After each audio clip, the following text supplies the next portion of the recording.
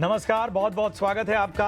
आप देखना शुरू कर चुके हैं हमारी खास पेशकश शेयर बाजार सबका अधिकार, एक ऐसा शो जिसके जरिए आम निवेशक की आवाज बना है ईटी नाउ स्वदेश। आपकी तमाम शंकाओं का समाधान हम करते हैं और ढेर सारे सवाल हम इस चर्चा में शामिल करते हैं। छोटे छोटे शहरों के निवेशक का हमसे जुड़ रहे हैं। ईटी नाउ स्वदेश से इन आम निवेशकों का एक रिश्ता जो है वो मजबूत होता जा रहा है और हमें बड़ी खुशी होती है जब बड़ी संख्या में आपके सवाल हम तक आते हैं। अब आपको सवाल भेजने का तरीका हम जरा बता दें। आपको कुछ नहीं करना है, आपके स्क्रीन के एक हिस्से में हम एक क्यूआर कोड फ्लैश करने जा रहे हैं। इस क्यूआर कोड को स्कैन कीजिए, व्हाट्सएप पर अपना सवाल टाइप करके हमें अपना और अपने शहर के नाम के साथ भेज दीजिए।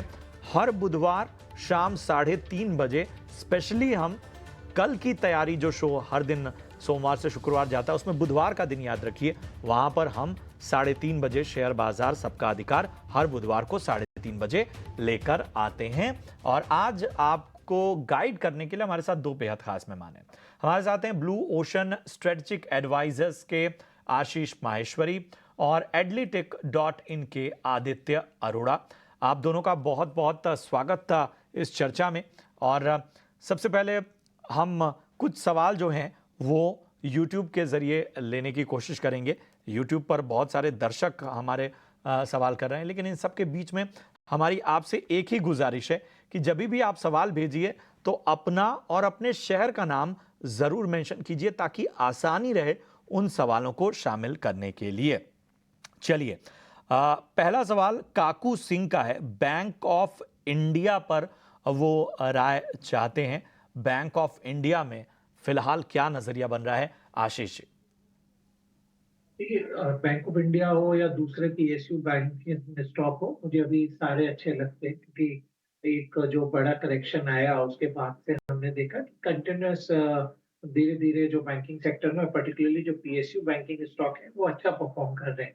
और अब हम देख रहे हैं जैसे एसबीआई जैसे स्टॉक में भी जल्दी ही शायद 50 हाई ब्रेड क्रॉस होगा। मुझे लगता है कि जो इसका 155 रुपए का हाई था वो बैंक ऑफ इंडिया में भी जल्दी ब्रीच होता दिखाई देगा, क्योंकि 2-3 चीज़ें। सबसे पहले तो जो नतीजे हैं वो काफ़ी अच्छे रहने वाले हैं पीएसयू बैंकिंग स्टॉक्स की तरफ से। दूसरा, क्योंकि इंटरेस्ट रेट का में काफ़ी स्टेबिलिटी बनी हुई है और इंटरेस्ट रेट जो बैंक हैं वो बढ़ाकर अपने लोन पर दे पा रहे हैं, तो उसका भी बेनिफिट इनके नेट इंटरेस्ट मार्जिन पे होगा।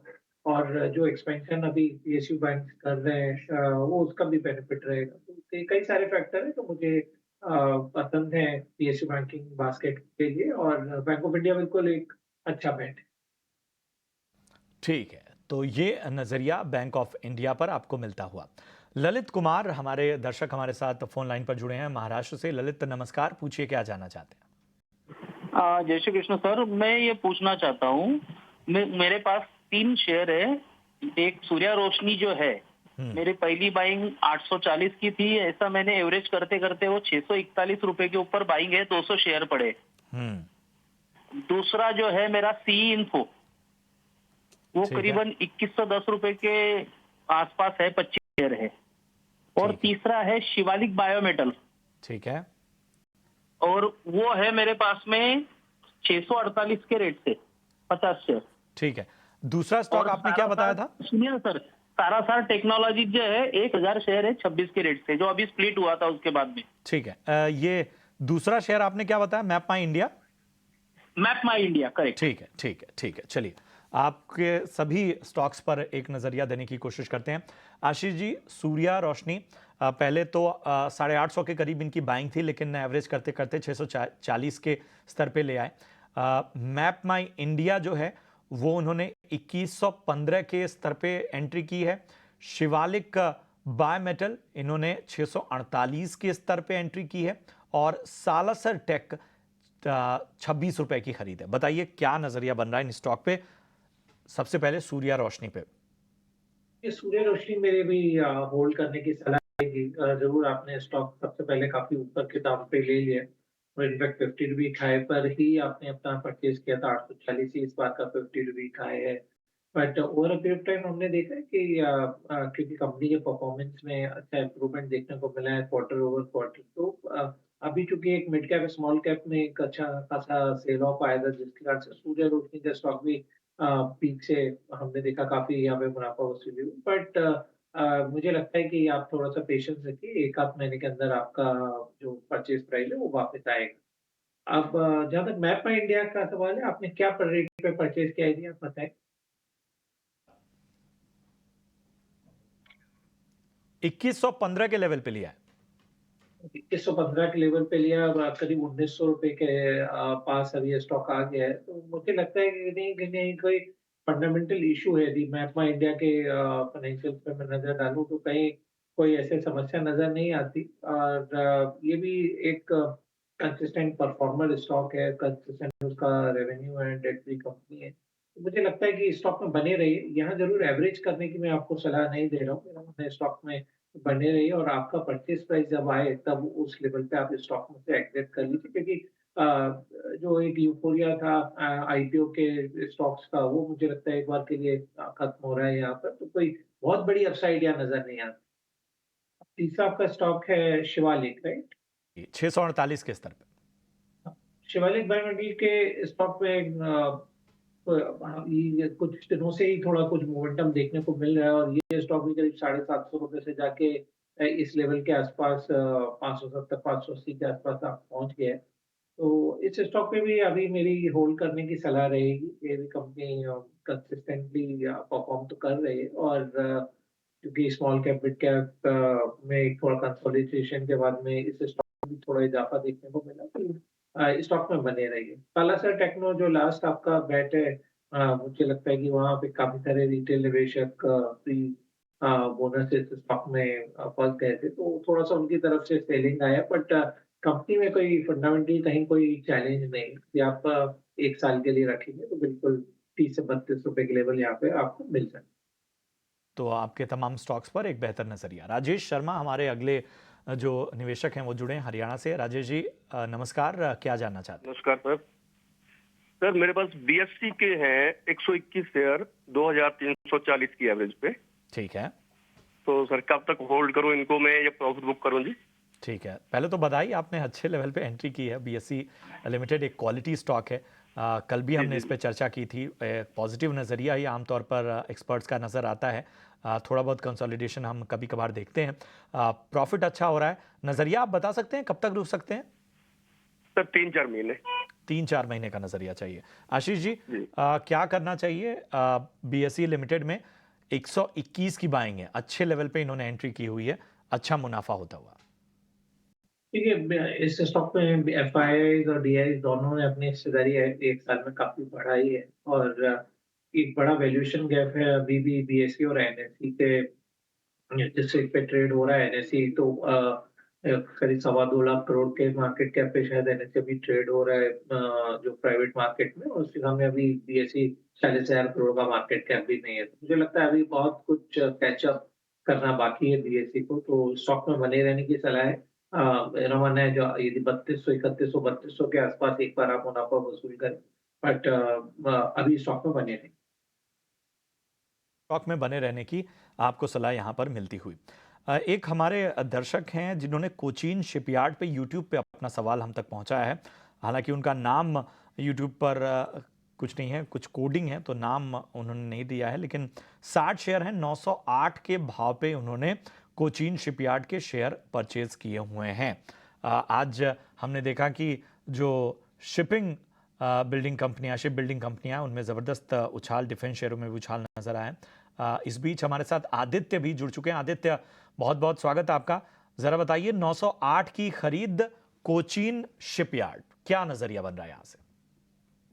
देखिए, इधर नजरिया बिल्कुल पॉजिटिव है। जहां पे बाजार में इतनी गिरावट थी, वहां पे स्टॉक में एक कंसोलिडेशन देखने को मिला, शानदार रिकवरी देखने को मिली और 2-3 दिन पहले स्टॉक ने ब्रेकआउट दिया। तो बने रहिए, बाजार का टेक्सचर सुधरेगा तो इस स्टॉक में और भी तेजी देखने को मिल सकती है। ऑल्दो 3-4 दिन में स्टॉक ऑलमोस्ट 850 से 1067 आ चुका है, तो 1-2 दिन का नजरिया तो शायद स्टॉक में थोड़ी बहुत नरमी आ सकती है। बट आप अगर 1-2 हफ्ते का, 1 महीने का नजरिया बनाए तो यहाँ पे अभी भी पॉजिटिव व्यू बना हुआ है। तो यहाँ पर आपको बेहतर रणनीति इस स्टॉक में नजर आती हुई पॉजिटिव व्यू। वीरेंद्र मिश्रा साहब हमारे साथ इस वक्त जुड़े हैं। वीरेंद्र जी नमस्कार, कहाँ से बात कर रहे हैं? जी नमस्कार, लखनऊ उत्तर प्रदेश। अरे वाह वाह, चलिए बताइए क्या है आपका सवाल? सर मेरे पास रिलायंस पावर का 200 शेयर है 29 के भाव का। क्या करना चाहिए मुझे? अभी वेट करना चाहिए या निकल जाना चाहिए? ठीक है, रिलायंस पावर एक ऐसा स्टॉक जिसमें कई बार निवेशक फंस जाते हैं। रिलायंस पावर आज हालांकि हमने देखा कि लगभग 5% की तेजी यहाँ पर नजर आई। वीरेंद्र जी, मैं नजरिया जान सकता हूँ कितना आप होल्ड कर सकते हैं, कब तक रुक सकते हैं? 1.5 से 2 साल रुक जाएंगे। ठीक है, ठीक है। रिलायंस पावर पे क्या व्यू है आशीष जी? 29 रुपए की बाइंग है। देखिए मेरी सलाह रहेगी अभी स्टॉक में बने रहे, क्योंकि इस ग्रुप के स्टॉक जैसे हम देख रहे हैं रिलायंस इंफ्रा में भी काफी बाइंग देखने को मिल रहा है, और जो पावर सेक्टर में इस बार अभूतपूर्व डिमांड आ रही है कंज्यूमर्स की तरफ से, तो पावर स्टॉक और पावर ओवरऑल सेक्टर मुझे काफी पसंद है, और मेरी सलाह रहेगी भी रिलायंस पावर में बने रहे, क्योंकि जो मार्केट कैप वाइज देखूं मैं तो सिर्फ 12,000 करोड़ के मार्केट कैप पे कंपनी मिल रही है, और जो डेट का जो इश्यूज है वो धीरे-धीरे कंपनी अपने कैश फ्लो से सॉर्ट आउट कर रही है। ज़रूर लॉस अभी भी बना हुआ है, बट मुझे लगता है कि 2-1 साल के अंदर कंपनी में पोटेंशियल है कि वो प्रॉफिट में आ सकते हैं। तो वो बने रहें अभी टाइमिंग के लिए। यदि शॉर्ट टर्म आपका नज़रिया है 6 महीने का, तो मुझे लगता है 35 से 40 रुपए के बीच भी स्टॉक जा सकता है। ठीक है, तो ये नज़रिया आपके स्टॉक पर इस वक्त आता हुआ। चलिए, एहसान है अहमदाबाद से इस वक्त हमारे साथ जुड़े हुए। एहसान जी, पूछिए क्या जानना चाहते हैं? जी सर, मैं वेदांता का जो है ना 3,000 शेयर लिए हुआ हूँ, 259 शेयर। ठीक है जी, ये 10 महीने होल्ड कर सकता हूँ। और ठीक है, मैं पहले तो आपको बधाई देनी होगी, जबरदस्त मुनाफा आपने 259 कहा ना, 259। जी 259। ठीक है, पहले तो आपको बधाई, क्योंकि अच्छी खासी क्वांटिटी भी आपने ली है और अच्छे लेवल पे आपने एंट्री की है, क्वालिटी स्टॉक आपने परचेज किया है। तो अब यहाँ से नजरिया आप जरा हमें बताइए कितना और रुक सकते हैं? अभी 1 साल और रुक सकते हैं, और पिछले 8-9 महीने से होल्ड कर रहा हूँ। 208 का आया था, वो भी होल्ड ही कर रहा था, अभी तक होल्ड ही कर रहा हूँ। ठीक ठीक, तो पेशेंस का इनाम आपको मिला है। आदित्य, वेदांता 259 की बाइंग, क्वांटिटी अच्छी खासी है। आज भले ही प्रेशर नजर आ रहा है, लेकिन आगे का नजरिया दीजिए, साल 1.5 साल रुक सकते हैं। कंग्रेचुलेट करना चाहूंगा व्यूअर को, क्वेश्चन जिन्होंने पूछा है। शानदार इन्वेस्टमेंट करी है, बट देखिए साथ ही साथ टेक्निकल ब्रेकआउट भी इस चीज को कंपनी का है, और ग्लोबल मैक्रो भी पॉजिटिव हो रहा है। इंटरनेशनली कमोडिटीज के प्राइस बहुत बढ़ रहे हैं, चाहे आप एग्रीकल्चर कमोडिटी की बात करें या मेटल की बात करें, कॉपर, एल्यूमिनियम सब बढ़ रहा है। तो मेरे हिसाब से स्टॉक का आउटलुक काफी बेहतरीन है, और अभी सिर्फ एक नई तेजी की शुरुआत हुई है। यहाँ से स्टॉक में बेस केस में 10% अपसाइड देख सकते हैं आप, और अच्छे सिनेरियो में इसमें ऑलमोस्ट 50% अपसाइड पॉसिबल है। तो फ्रेश ऐड करना है, यहाँ से फ्रेश ऐड भी कर सकते हैं। 298 के प्राइस से स्टॉप लॉस रहेगा आपका 270 का, और टारगेट रहेगा इसमें 330 से लेके 370। तो पॉजिटिव नजरिया है इस पे।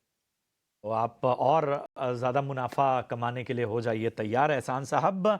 चलिए, ईद से पहले आपको ईदी मिल सकती है। बढ़ते हैं आगे। यूनिफॉस एंटरप्राइजेज लिमिटेड पर हमारे एक दर्शक का सवाल है फेसबुक के जरिए। प्रशांत दहिया ने इस पर सवाल पूछा है, और उनका सवाल है कि क्या यूनिफॉस एंटरप्राइजेज में खरीदारी की जा सकती है? राय दें। आशीष जी बताइए, क्या होगी आपकी राय? मुझे नहीं लगता कि कोई बहुत ज्यादा इसमें दम है, और इस पर्टिकुलर सेक्टर में जो दूसरे स्टॉक है वो मुझे ज्यादा पसंद आते हैं, जैसे सुदर्शन केमिकल है या पीआई इंडस्ट्रीज। तो मैं फ्रंटलाइन स्टॉक्स के साथ रहना चाहूंगा, ना कि स्मॉल कैप स्टॉक जो 1,000 करोड़ से कम मार्केट कैप है यूनिफॉस एंटरप्राइजेस का। तो इस स्टॉक में से निकल जाने की सलाह है। अब इन दोनों में से कोई भी स्टॉक आप पिक कर। तो यहाँ पर कोई खास पॉजिटिव नज़रिया नज़र नहीं आता हुआ। यूट्यूब के ज़रिए अनिल ठाकुर का सवाल लेते हैं। हमने आपसे कहा जैसे कि छोटे शहरों के निवेशक भी हम तक लगातार जुड़ रहे हैं, तो उनके सवालों को भी हम प्राथमिकता दे रहे हैं। अनिल ठाकुर हैं देवघर झारखंड से। इनके पास बीसीजी के 1100 शेयर मौजूद हैं। 27 रुपए के भाव पे इन्होंने इसमें एंट्री ली है। हालांकि इनके भाव से स्टॉक काफ़ी नीचे आ चुका है बीसीजी का, ब्राइटकॉम ग्रुप का। आदित्य, क्या सलाह होगी? आज हालांकि हमने देखा कि ये लगभग 8.9% तेज भागा ब्राइटकॉम का शेयर, लेकिन फिलहाल क्या होगी, क्योंकि अभी इनके भाव 27 रुपए से तो काफ़ी नीचे है। देखिए, मेरी ये सलाह रहेगी कि बुल मार्केट है, कोई भी स्टॉक कभी जंप कर सकता है, बट ब्राइटकॉम बीसीजी जो है उसमें फंडामेंटल्स बहुत अच्छे नहीं है, टेक्निकल्स बहुत अच्छे नहीं है, तो स्टॉक में उछाल कभी भी आ सकता है, बट ओवरऑल इसमें आउट परफॉर्मेंस नहीं देखने को मिल सकता है। इससे अच्छा मैं कहूंगा कि आप इसमें से निकल के वो सेक्टर्स में जाएं जहाँ पे अच्छा मोमेंटम बना हुआ है, और अभी इस समय मेटल स्टॉक्स में काफी अच्छा मोमेंटम है, तो मेरी ये सलाह रहेगी कि आप इसमें थोड़ा सा पोजीशन लाइट अप कर सकते हैं और मेटल स्टॉक्स में शिफ्ट कर सकते हैं, और एग्जिट करने के लेवल ऊपर की साइड रह सकते हैं आपके लिए 18 से लेके 19। तो यहाँ से एग्जिट करने की सलाह 18 से 19 रुपए एग्जिट करने का आपको लेवल आदित्य ने सुझाया। बढ़ते हैं आगे। अमित हमारे एक दर्शक इस वक्त फोन लाइन पर जुड़े हैं। अमित, नमस्कार, कहां से बात कर रहे हैं? अमित, आप तक आवाज पहुंच रही है? आवाज आ रही है? आपको आवाज आ रही है मेरी? जी जी जी, कहां से बात कर रहे हैं अमित? मैं नोएडा से बात कर रहा हूँ। जी, पूछिए, क्या जानना चाहते हैं? हाँ जी, मैंने ईज माई ट्रिप के शेयर्स लिए थे 1549 के एवरेज रेट में। ठीक है। तो ये मैंने लॉन्ग टर्म पर्पस से लिए हैं। तो हाँ, मतलब कैसा ये शेयर कैसे ठीक है। चलेगा? अभी अच्छा रहेगा या अभी नहीं, तो आपके इसके भाव बारे से थोड़ा नीचे है ये स्टॉक का। में। हाँ हाँ हाँ, अभी मैं लॉस में हूँ इसमें थोड़ा। जी जी जी जी, चलिए हाँ ईज माई ट्रिप पे आपको नजरिया देते हैं लॉन्ग टर्म के लिहाज से। आशीष जी बताइए, ईज माई ट्रिप क्या करना चाहिए? लॉन्ग टर्म नजरिया है, 49 रुपीज, 49 रुपए की खरीद है। लगता है जल्दी भाव इसका आना चाहिए, क्योंकि हिसाब से दूसरे होटल और ट्रैवल टूरिज्म के स्टॉक बढ़ रहे हैं। कोई रीजन नहीं है कि ये शेयर भी 45 रुपए के पास लंबे समय तक रहेगा। कंपनी कंसिस्टेंटली 50-51 करोड़ का प्रॉफिट क्वार्टर ओवर क्वार्टर कर भी रही है, और उसके अलावा एक उन्होंने होटल्स का अपना जो सब्सिडरी बनाया है, उसका भी एक आध साल के अंदर शायद आईपीओ की प्लानिंग रहेगी, तो वैल्यू अनलॉक होगा। इसके अलावा वो बिड अग्रेसिवली उनके प्रमोटर गोयर के लिए कर ही रहे हैं, तो मुझे लगता है कई सारे पॉजिटिव डेवलपमेंट है, तो इसलिए यहाँ से डाउनसाइड तो काफी कम नजर आती है, और मुझे लगता है कि बिल्कुल 49-50 के भाव यहाँ जल्दी आएंगे, और मेरा सलाह रहेगी कि 55 रुपए के आसपास आप इस स्टॉक में से निकले, अभी बने रहिए। ये सलाह 55 तक के लेवल्स आपको आने वाले वक्त में नजर आ सकते हैं लॉन्ग टर्म के नजरिए से। अनिल मिश्र हैं हमारे साथ बरेली उत्तर प्रदेश से। अनिल जी नमस्कार, पूछिए क्या जानना चाहते हैं? नमस्कार जी। जी अनिल जी, सवाल पूछिए अपना। मैंने वो लिए आईसीआई भारत 22 ETF। अच्छा वो शुरू से ही लिए हुए हैं, अभी मैंने उनको डिस्पोज ऑफ नहीं किया है, कुछ थोड़े अच्छा, से आपने ईटीएफ में निवेश है आपका? हाँ जी जी जी जी। अच्छा अच्छा अच्छा। कोई स्टॉक स्पेसिफिक सवाल आपका? स्टॉक स्पेसिफिक ये है कि LNT मेरे पास है जी, रिलायंस है 49, तो इनमें क्या करना चाहिए आगे के? ठीक है। एलएनटी किस इसका भाव पे लिया आपने? भारत 20 जी। एलएनटी किस भाव पे लिया है? LNT मैंने लिया था 1800 के आसपास। ठीक है। ज्यादा ध्यान नहीं है मुझे, मैं बताऊं आपको। अच्छा, थोड़ा और कम रेट का लिया हुआ, अब तो खैर ज्यादा ही है। रिलायंस कितने पे लिया है आपने? रिलायंस मैंने लिया था 2200 के आस। ठीक है। और ये आईसीआईसीआई भारत ईटीएफ आपने? जी जी, ये तो जब अप्लाई करा था तब का लिया था, तब ये 26 रुपए था, कितना था तब से अच्छा। मैंने इसको सेल नहीं किया है। अब इसका भाव 100 रुपए चल रहा है, तो मुझे क्या करना चाहिए? इसका कुछ फ्यूचर है अभी, या इसको कुछ पार्टली बुक अप करना चाहिए प्रॉफिट? ठीक है, चलिए इस पे करार देने को आदित्य आप दे पाएंगे आईसीआईसीआई भारत ईटीएफ पे राय? स्टॉक स्पेसिफिक सवाल भी मैं आपसे अलग से लूंगा।